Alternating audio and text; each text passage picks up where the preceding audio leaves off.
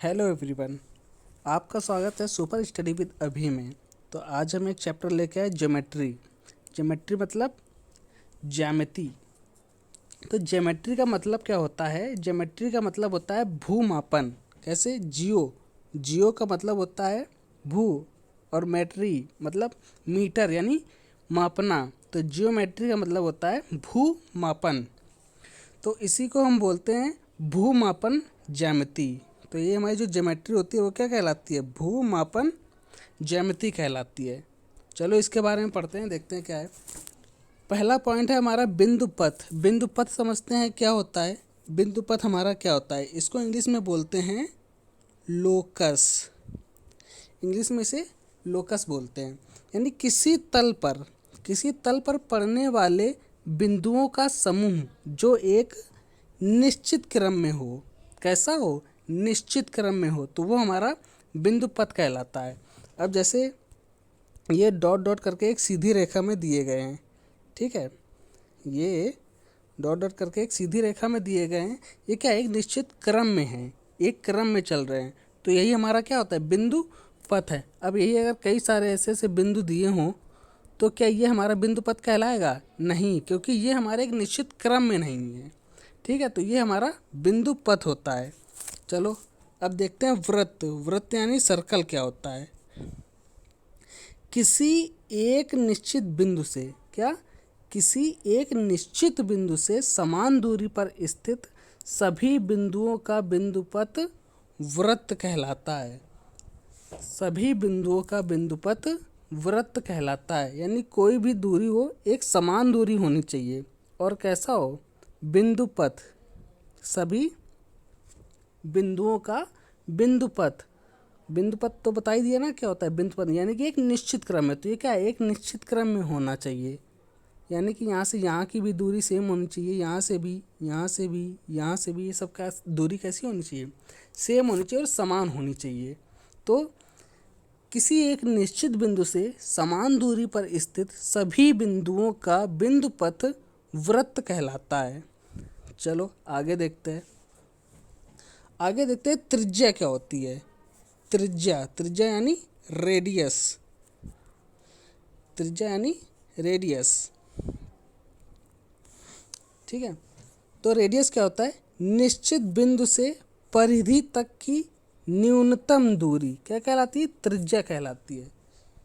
निश्चित बिंदु से परिधि तक की न्यूनतम दूरी। जैसे कोई ये सर्कल है, यहाँ से कोई निश्चित दूरी हो, ठीक है, और तो परिधि तक की जो कम से कम दूरी होगी वही हमारी क्या कहलाएगी?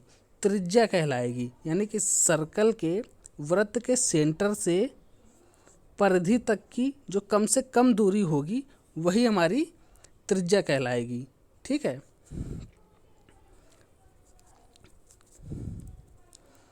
आगे देखते हैं। या हम क्या कह सकते हैं कि वृत्त के केंद्र से परिधि तक की न्यूनतम दूरी क्या कहलाती है? त्रिज्या कहलाती है। चलो नेक्स्ट देखते हैं। नेक्स्ट क्या है? रेखा। रेखा समझते हैं क्या होता है? रेखा यानी लाइन। यानी किसी तल पर पड़ने वाले सभी बिंदुओं का बिंदुपथ जो एक सीधी रेखा में हो वही हमारी क्या कहलाती है? रेखा कहलाती है। रेखा कहलाती है या बिंदुपथ कह सकते हैं। किसी तल पर पड़ने वाले सभी बिंदुओं, जितने भी बिंदु हों वो क्या हो? एक सीध में होने चाहिए, वही हमारे क्या होती है? सभी बिंदु कैसे होने चाहिए? एक सीध में होने चाहिए, तो वो हमारी क्या कहलाती है? रेखा कहलाती है। अच्छा, रेखा की कुछ कंडीशन भी होती है कि रेखा क्या होता है, तो वो देखते हैं कि रेखा का कोई अंत बिंदु नहीं होता है। ये कोई रेखा है तो इसको हम कहीं भी बढ़ा सकते हैं, ठीक है, आगे पीछे इसका कोई, और कितना भी बढ़ा सकते हैं, इसका कोई एंडिंग पॉइंट नहीं होता है, ठीक है। फिर नेक्स्ट क्या है? रेखा की लंबाई अनंत होती है। रेखा को हम कितना भी बढ़ा सकते हैं आगे पीछे से। फिर क्या है? रेखा को ए बी से प्रदर्शित करते हैं। ये हमारी रेखा है ए बी, तो इसको हम कैसे प्रदर्शित करते हैं? ऐसे ए बी से प्रदर्शित करते हैं, ठीक है। तो ये हो गई रेखा की कंडीशन। नेक्स्ट देखते हैं। नेक्स्ट क्या है? रेखाखंड। रेखाखंड समझते हैं क्या होता है। दो निश्चित बिंदुओं के बीच पड़ने वाले उन सभी बिंदुओं का बिंदुपथ जो एक बिंदु से दूसरे बिंदु की ओर हो। अब देखो रेखाखंड क्या है, इसमें दो निश्चित बिंदु होंगे, यानी इसमें पॉइंट क्या होंगे, फिक्स होंगे। तो उन्हीं के बीच जो बिंदु पथ होगा उसी को हम रेखाखंड कहते हैं। अब रेखाखंड की कंडीशन क्या होती है कि रेखाखंड में दो अंत बिंदु होते हैं, यानी कि रेखाखंड में दो अंत बिंदु होते हैं। इसको हम बढ़ा नहीं सकते हैं, ना आगे से ना पीछे से। इसको हम क्या कर सकते हैं, बढ़ा नहीं सकते हैं।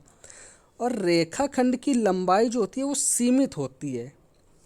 रेखाखंड की लंबाई क्या होती है, सीमित होती है। और इसको हम AB ऐसे प्रदर्शित करते हैं। ठीक है, कैसे, AB से प्रदर्शित करते हैं। तो ये हो गया हमारा रेखाखंड।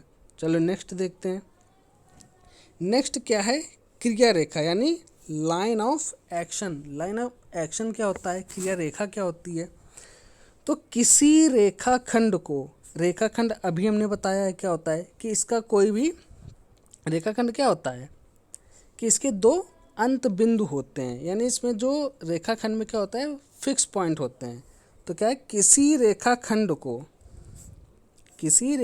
को जब आगे बढ़ाया जाता है तो यह उसी दिशा में आगे बढ़ता है। ठीक है, यानी रेखाखंड को जिधर भी बढ़ाया जाए तो ये उसी दिशा में आगे बढ़ता रहेगा।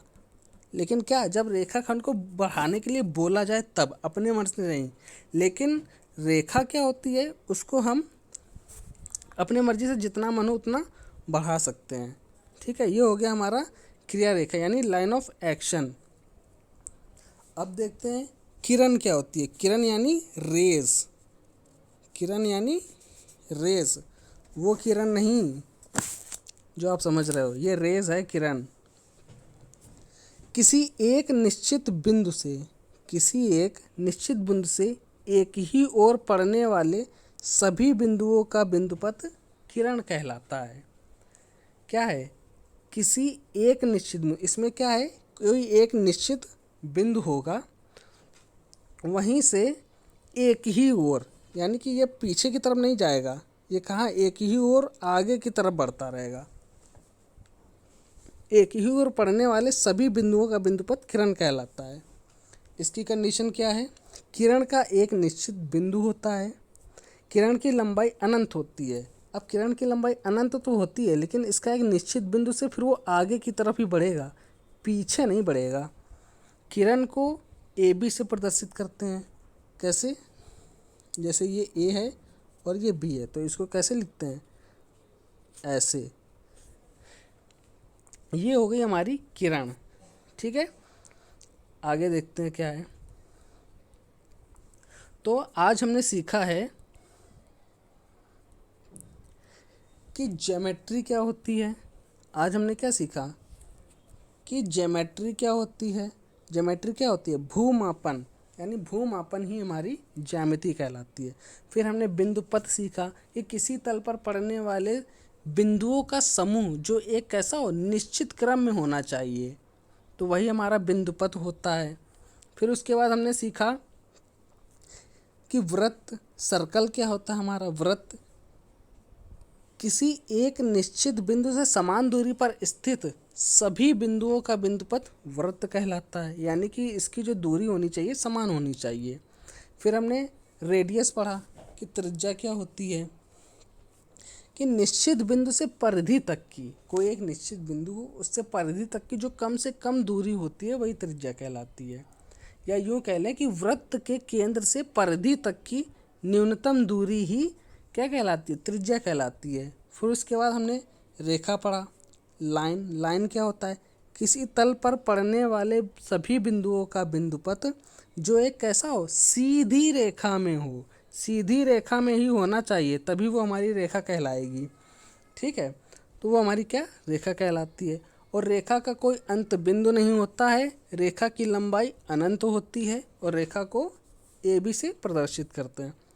नेक्स्ट क्या पढ़ा, रेखाखंड। रेखाखंड क्या होता है, दो निश्चित बिंदुओं के बीच पड़ने वाले उन सभी बिंदुओं का बिंदुपथ जो एक बिंदु से दूसरी बिंदु की ओर हों।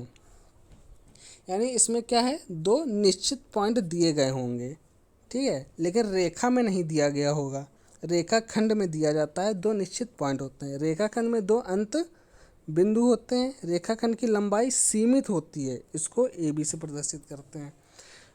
फिर हमने क्या पढ़ा, लाइन ऑफ एक्शन, क्रिया रेखा क्या होता है। किसी रेखा खंड को जब आगे बढ़ाया जाता है तो यह उसी दिशा में ही आगे बढ़ता है। अगर हम कोई, जैसे कि ये हमारा कोई रेखा खंड है, तो इसको हम अगर इधर बढ़ा रहे हैं तो ये इधर ही बढ़ता रहेगा। अगर हम इधर बढ़ा रहे हैं तो इधर की तरफ ही बढ़ेगा, ठीक है, किसी एक ही दिशा की ओर हम बढ़ाएंगे। नेक्स्ट, किरण पढ़ा। किरण क्या होता है, रेज, यानी किसी एक निश्चित बिंदु से